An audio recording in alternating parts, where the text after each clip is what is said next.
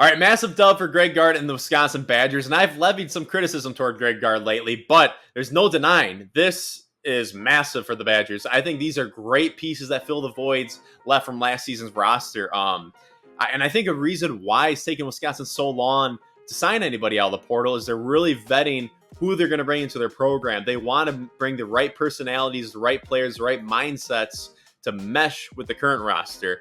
You bring in a super talented guy like AJ Storr last season, who might play in the NBA one day, had a fantastic year individually, but you're looking at what Wisconsin's trying to do. You talk about the little things like team defense, being in the right place at the right time, rotating correctly, not forcing up bad shots. AJ Storr might have been more focused, or he was more focused on getting his numbers, than getting a big paycheck this upcoming season. More power to him. He succeeded at that. The kid's going to be a millionaire at a young age. But I like these three pieces Wisconsin added more than just adding an AJ Storr out of the portal. But starting with Camren Hunter, big physical guard, and he's athletic and he can get downhill really well. The recent Badger point guards, where you look at Koenig, Trice, Chucky, they could not consistently get to the lane and either finish or create for others. Here and there they could, but not on a consistent basis. We haven't seen that since Trayvon Jackson.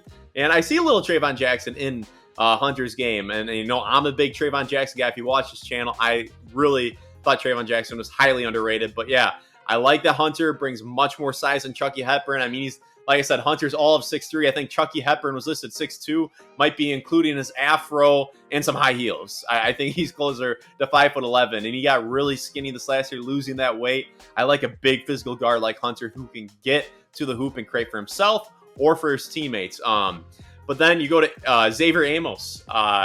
Great signing. A lot of people are listing him as a power forward. I would say he's more right now a tweener between the 3 and the 4. He probably will play 4 for Wisconsin. He's to hit the weight room just a little bit, but he's athletic. He can put the ball on the floor. Obviously, can space the court, and I think he'll have a much better synergy with Steven Crowell than Tyler Wall did.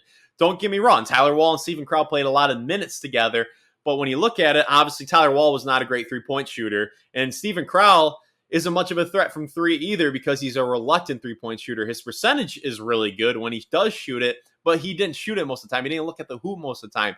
Putting a guy next to Steven Crowell who can really space the floor, I like that a lot. But yeah, I believe he averaged about 14 points per game, 5-6 rebounds, a block per game, and he looks the part. I think he's got a really high ceiling. He's a guy, mark my words, right now, who I think could play in the NBA one day.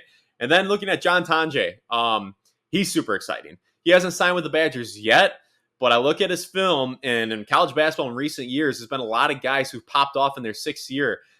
Guys bloom at different ages. Some guys are shaving when they're 14 years old. I mean, some guys don't fully mature until they're 25 years old. And John Tonje, looking at his film, I think he's a guy who could totally pop off in his 6th year. There's been a lot of guys who have had great 5th and 6th years, way better than the rest of their career. It just takes some guys longer to figure it out, and I think he's a guy because he can score from all 3 levels. He looks much more fluid with the ball than AJ Storr and Johnny Davis. Not saying he's going to put up the year Storr or Davis did, but just the fluidity of his ball handles is much better. And I think he looks like a really underrated athlete. So we've heard guards say in the past that he has more players than minutes available, and it's never been true. Depth has always been a problem in the Greg Gard era, but looking at this roster, we could potentially be seeing Daniel Freitag or Camren Hunter starting. You put Max Klesman at the 2, then John Blackwell or John Tonje at the 3, and whoever doesn't start out of those 2 could win 6th man of the year in the Big Ten.